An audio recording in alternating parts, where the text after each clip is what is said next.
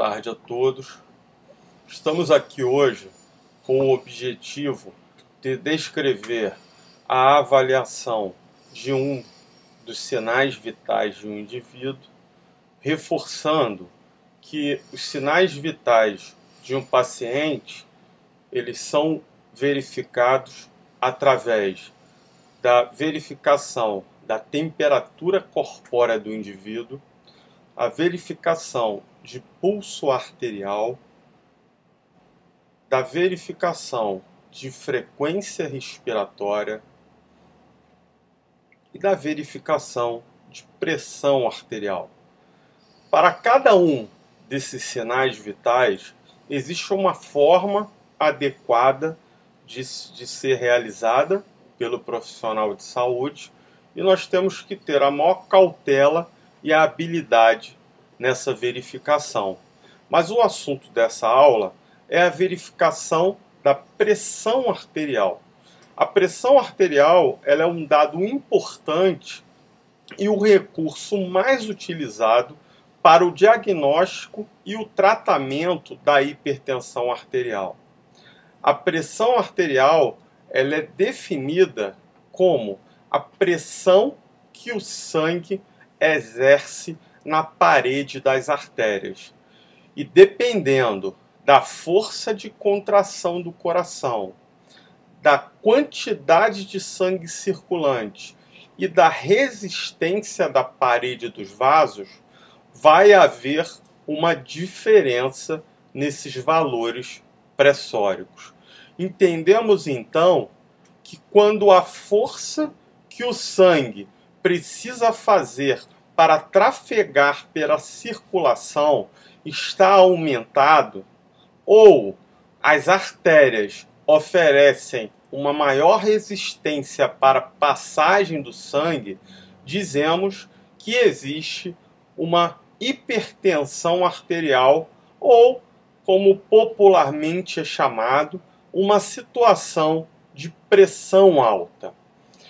Fisiologicamente, definimos a pressão arterial como produto do débito cardíaco pela resistência vascular periférica, entendendo que o coração ele trabalha em dois momentos. Há um momento onde existe a contração voltada para expulsar e direcionar o sangue para a pequena e para a grande circulação. Essa força máxima de contração é chamada de sístole cardíaca e existe um momento onde o coração está relaxado. Esse relaxamento, claro, ocorre entre as contrações cardíacas e este momento é chamado de diástole cardíaca.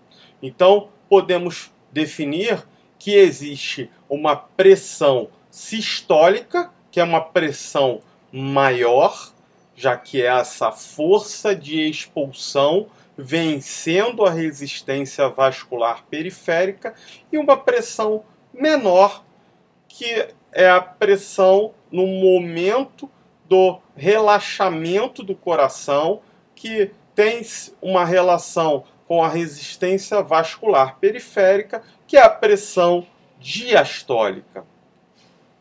É importante entendermos que existe uma história voltada por trás dessa medida, já que em 1896, Dr. Riva Rossi idealizou o primeiro esfigmomanômetro. Ele era de coluna de mercúrio, tinha uma diferença muito grande em relação aos equipamentos que utilizamos hoje, principalmente porque o seu manguito media em torno de 4,4 centímetros de largura. E, posteriormente, em 1905, Dr. Nikolai Korakov ele sugeriu a possibilidade de se auscultar os sons gerados através do esfigmomanômetro com um estetoscópio. E dessa forma, sendo possível, identificar a pressão maior, a pressão sistólica, e a pressão menor, a pressão diastólica. E dessa forma, foi determinado o método indireto com técnica auscultatória que é utilizado nos dias de hoje. Existe um material utilizado para a medida da pressão arterial, que é feita através de um equipamento chamado de esfigmomanômetro. O esfigmomanômetro, ele é composto de um manguito, que é uma braçadeira, de um manômetro de pressão e de uma pera para insuflação desse manguito. Existem no mercado 3 tipos de esfigmomanômetro. Existe o esfigmomanômetro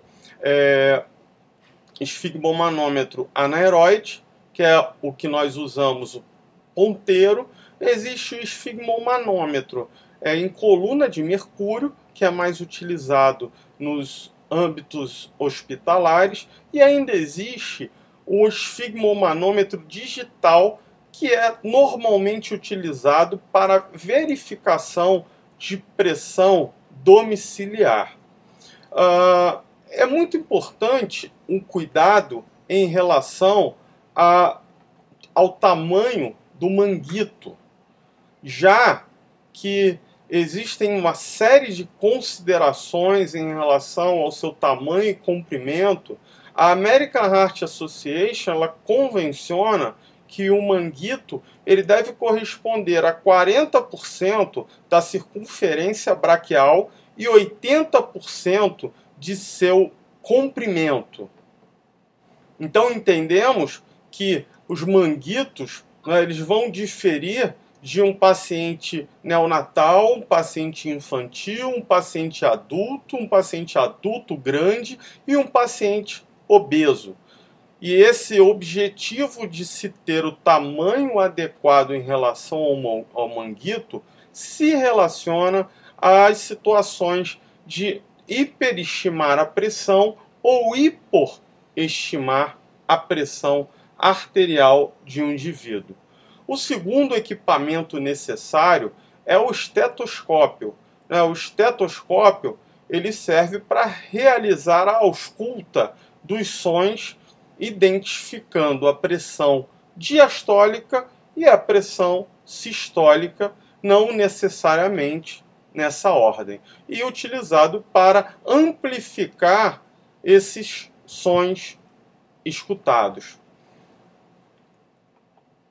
O procedimento para verificação de pressão arterial ele é muito simples, ele é de fácil realização, mas precisamos de um treinamento específico para realizar. O primeiro ponto é colocar o indivíduo com o braço apoiado, o indivíduo em repouso, preferencialmente sentado, com o braço a nível do coração, deixar esse indivíduo relaxar em torno de 5 minutos antes da medida e sempre utilizar o mesmo braço para ter referência em relação à medida de pressão arterial. E localizar o manômetro de uma forma que possa visualizá-lo durante todo o período de medida. O segundo ponto é localizar a artéria braquial. A artéria braquial ela está localizada ao longo da face interna superior do braço. E essa localização é feita através da palpação. Em seguida, nós envolvemos o braço do paciente com o manguito ou braçadeira de uma forma suave e centralizando o manguito sobre a artéria braquial, localizando o mesmo em torno de 2,5 centímetros a 3 centímetros acima da articulação do cotovelo. Um outro ponto muito importante é determinar o máximo de insuflação que podemos realizar com o esfigmomanômetro. E esse máximo de insuflação ele é realizado através da palpação da artéria braquial, que está localizada da artéria radial, insuflando o manguito até o desaparecimento de pulso, registrando ali qual era a pressão sistólica palpada. Então, entendemos que se o pulso radial ele sumiu em torno de 130 milímetros de mercúrio, esse paciente, então, nós vamos insuflar o manguito 30 milímetros a mais, então insuflamos o manguito até 160 milímetros de mercúrio para verificar a pressão desse indivíduo. Posteriormente, nós posicionamos o estetoscópio sobre a artéria braquial palpada, abaixo do manguito, normalmente na fossa antecubital, e se aplica uma leve pressão, e é importante ter o cuidado de manter as olivas do estetoscópio sempre para frente. O próximo passo é fechar a válvula da pera e insuflar o manguito rapidamente até 30 milímetros de mercúrio da pressão sistólica registrada. Dessa forma, nós ocluímos a pressão, ocluímos a artéria braquial, impedindo que haja passagem de sangue. Em seguida, a gente abre a válvula e desinsufla o manguito de forma que a pressão venha caindo em torno de 2 a 3 milímetros de mercúrio por segundo. E vamos perceber que a identificação da pressão sistólica é observada no primeiro batimento regular audível, conhecido como sons de Korotov. E vamos identificar a pressão mínima observando no manômetro, o ponto que corresponde ao último batimento regular audível. A partir daí, desinsuflamos totalmente o manguito. É importante esperar em torno de 2 minutos, se houver necessidade de realizar a mesma verificação no mesmo braço, anotando sempre os valores alcançados. Escutemos agora os sons de Korotov.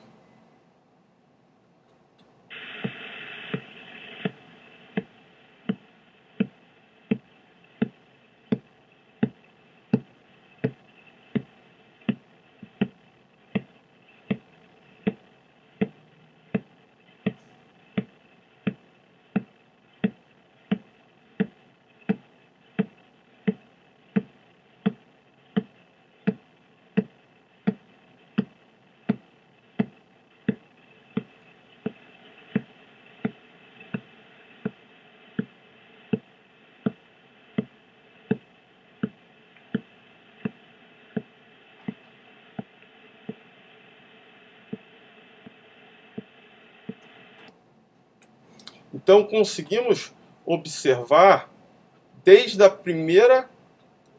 primeiro som da liberação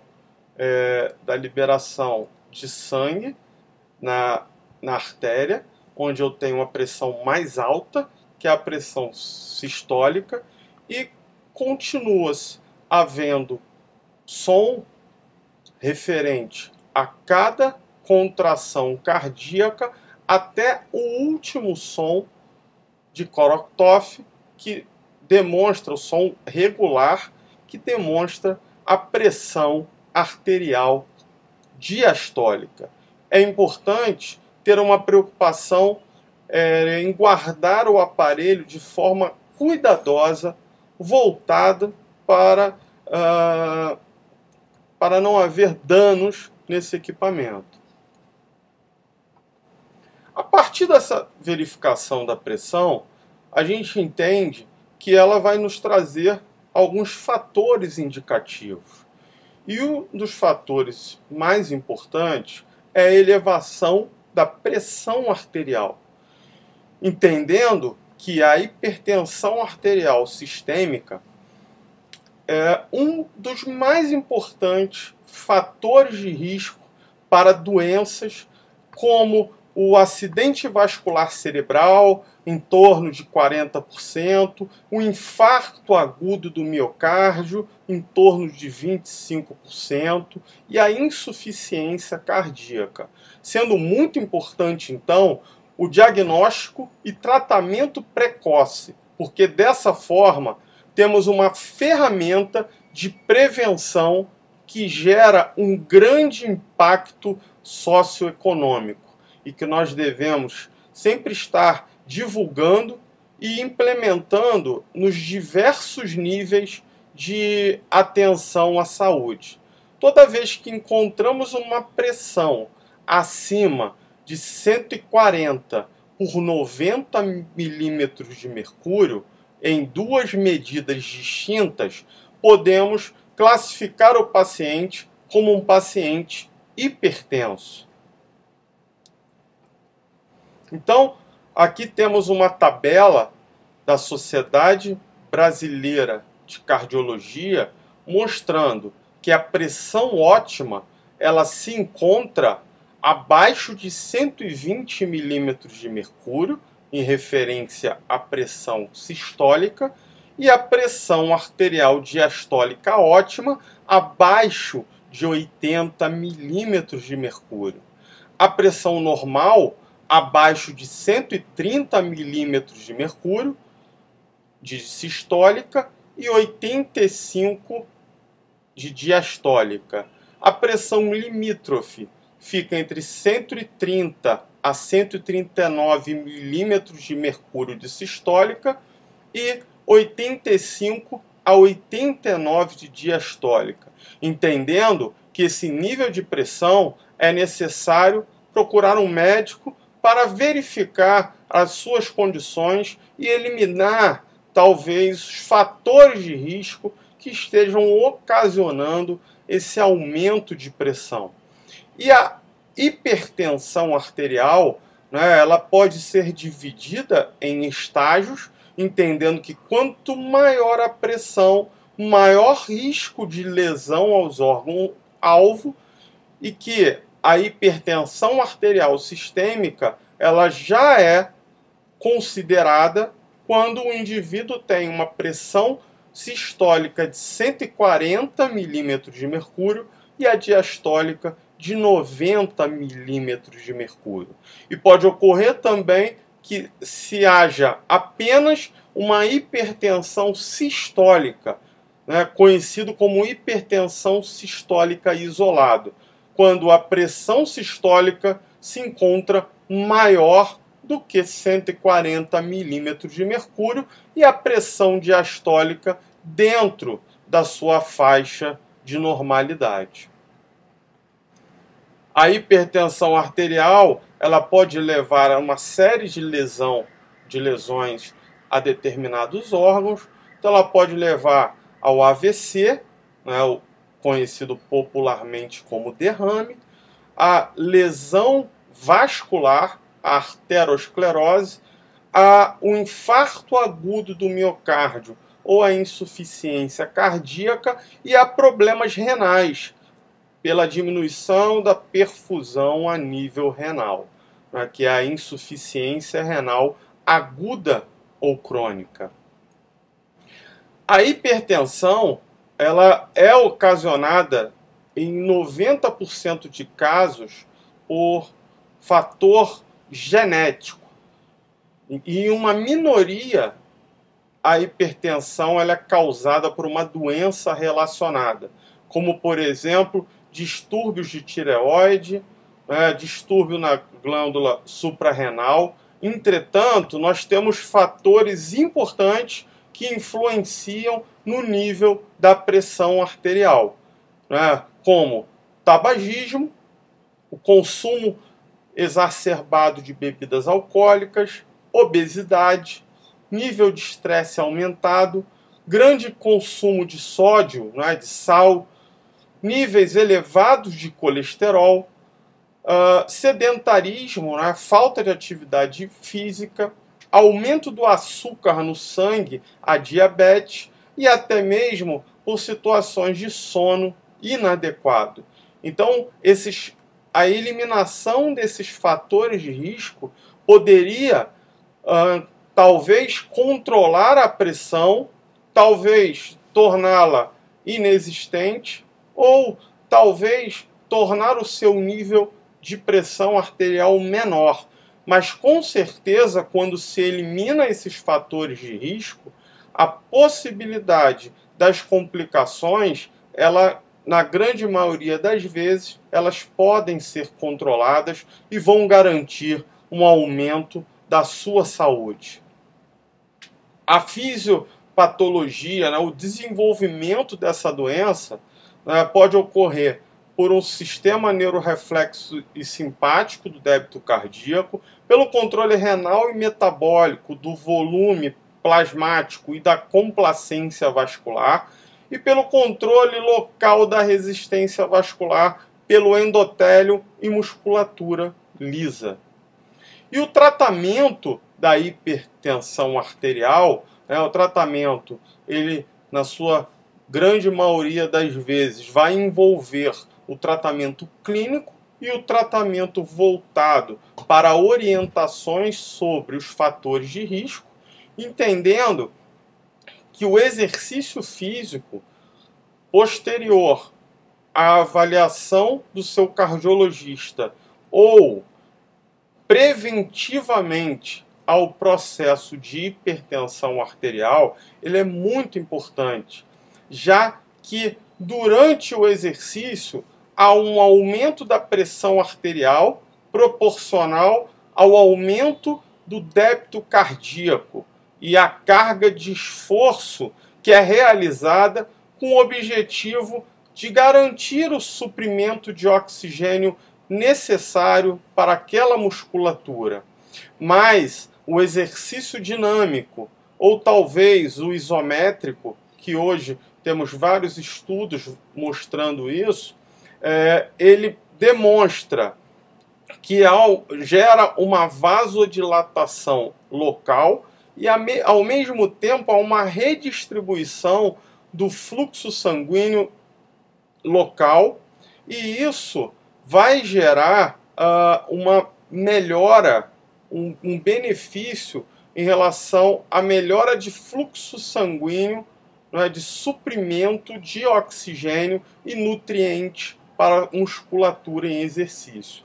Vários estudos demonstram que uma atividade física regular exerce um efeito benéfico sobre a diminuição da pressão arterial, mas também sobre a diminuição de fatores de risco para as doenças cardiovasculares. E é lógico que a redução de peso corporal, a redução da obesidade, a melhora nos níveis de glicose, colesterol e triglicerídeos, a diminuição da diabetes, a diminuição de açúcar, isso também vai gerar diminuição dos níveis de pressão arterial. Saber esperar é uma virtude. Eu quero agradecer a vocês a atenção e até a nossa próxima aula. Boa noite.